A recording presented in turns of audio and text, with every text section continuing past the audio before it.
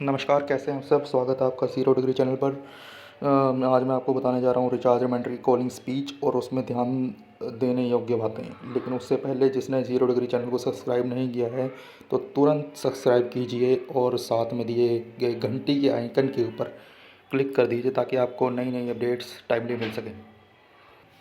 तो आइए शुरू करते हैं रिचार्ज रिमाइंडर की कॉलिंग के बारे में बताने को।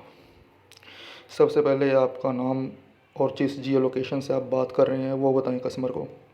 दूसरे पॉइंट पर आएँ तो कस्टमर से उसका पूरा नाम लेके बात कीजिए और बात कीजिए कि आप ये फ़लाना कस्टमर बात कर रहे हैं। यदि उसके स्थान पर किसी दूसरे व्यक्ति ने फ़ोन उठाया है तो उससे पूछें कि मेरी बात फ़लाना कस्टमर से हो सकती है या नहीं। यदि वो पर्सन मना करे तो फाइनली आप उसी पर्सन से बात करें जो उस नंबर को यूज़ कर रहा है और जो इस वक्त आपसे बात कर रहा है। उससे उसका नाम पूछें और बताएं कि ये जियो नंबर बताना मत भूलें ताकि कस्टमर को किसी दूसरे जियो नंबर के बारे में कन्फ्यूज़न ना हो। इस स्टेज पे आते आते आपका जो 20 सेकंड आराम से क्रॉस हो जाएगा। इस पर आपका रिचार्ज अभी कुछ समय पहले ख़त्म हो चुका है। क्या ये नंबर आपने रिचार्ज करवा चुके हैं या करवाना है? और अब इस केस में भी दो सिनेरियो होंगे। या तो कस्टमर आपको बताएगा कि रिचार्ज नहीं करवाया है तो आप उससे पूछें कि इसमें रिचार्ज कब करवा लेंगे। यदि कस्टमर आपको 2-3 दिन में रिचार्ज के लिए बोलता है तो उससे कहें कि आपके जियो नंबर की इनकमिंग कॉल आज रात को बंद हो सकती हैं तो आज ही इसको रिचार्ज करवाएं। अगर फिर भी कस्टमर आपको मना करे तो उससे फ्यूचर डेट पूछें जब तक वो रिचार्ज करवाएगा। और जो अब कस्टमर को बिल्कुल भी रिचार्ज के लिए फ़ोर्स मत कीजिए और उसे आश्वासन दें कि आपकी दी गई डेट तक आपका नंबर का इनकमिंग कॉल बंद नहीं होगा। यहाँ पे कंपनी आपको हर दिन 70 से 100 कॉल्स डेली और महीने में टोटल एवरेज 2000 से 3000 कॉल अलॉट करती हैं। उसमें से क्या हम इतने भी सक्षम नहीं हैं कि 100 से 200 से 300 तक रिचार्ज महीने में निकाल सकें? जो कस्टमर रिचार्ज के लिए मना करता है तो उसे फ़ोर्स मत कीजिए, इसमें आप ही का नुकसान होगा क्योंकि ये कस्टमर घूम कर दोबारा किसी न किसी डेट को आपको दोबारा अलॉट होगा ही होगा। इसमें जस्ट सिंपल आप कस्टमर से बात कीजिए कि आपकी इनकमिंग कॉल सेवा आज रात को बंद हो जाएगी। इन केस अगर आप रिचार्ज नहीं करवाते हैं तो आपको जियो ऑफिस में आके अपना इनकमिंग कॉल एक्टिवेट करवाना पड़ सकता है। तो इसको आज ही तुरंत रिचार्ज करवाएं। That's it. और दूसरे सिनेरियो में आपके साथ कस्टमर की जो बात हो सकती है वो ये होगी कि कस्टमर आपको बोलेगा कि मैं आज रिचार्ज करवा लूँगा या रिचार्ज करवा लिया है। अब यहाँ पे दिक्कत आपको ये आएगी कि 40 सेकंड तक कॉल तो ले जानी पड़ेगी आपको, तभी वो रिचार्ज काउंट होगा।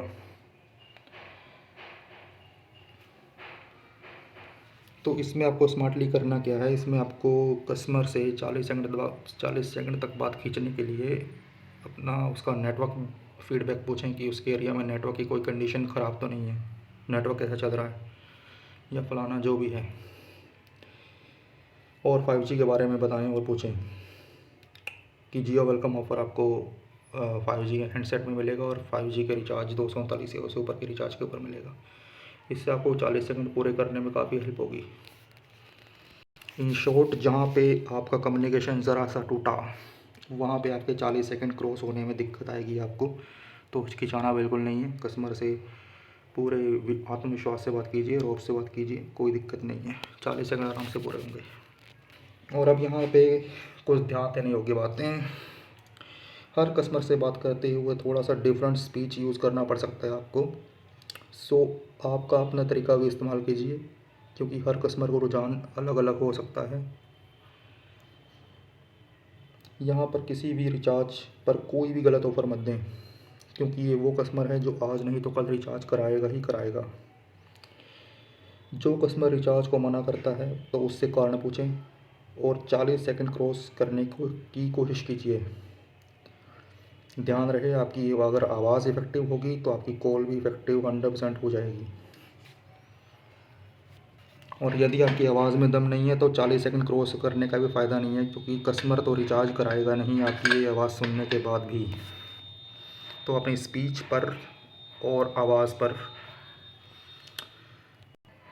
ध्यान दें और उसे सुधारें। और आखिर में इतना ही कि कस्टमर से बात करते हुए हिचकिचाएं मत। कस्टमर की पूरी समस्या सुनें, उसे बीच में मत टोकें और कस्टमर की बात पूरी होने के बाद बोलें, ताकि आपके 40 सेकंड पूरे होने में मदद मिल सके। क्योंकि आखिर में दुनिया में कोई भी ऐसी कॉलिंग स्पीच नहीं है जो किसी जेसीए को काम करने, अगर किसी जेसी के काम करने की नीयत ही नहीं है तो कोई दुनिया की कोई भी कॉलिंग स्पीच कुछ नहीं कर सकती। अगर आप कुछ कमाना चाहते हैं, कुछ करना चाहते हैं, अपनी स्किल डेवलप करना चाहते हैं, तो अपनी स्पीच पर काम कीजिए। धन्यवाद। और आशा करता हूँ कि थोड़ा अब आपको रिचार्ज मैटर की कॉलिंग करने में थोड़ी आसानी होगी। नेक्स्ट वीडियो में देखता हूँ किस प्रोजेक्ट पे बनाता हूँ। हो सकता है वो MNP टारगेटेड के ऊपर हो या कुछ भी। आप हमें बताएं कमेंट करके। और 0 डिग्री चैनल को सब्सक्राइब करना मत भूलिए। आपका धन्यवाद।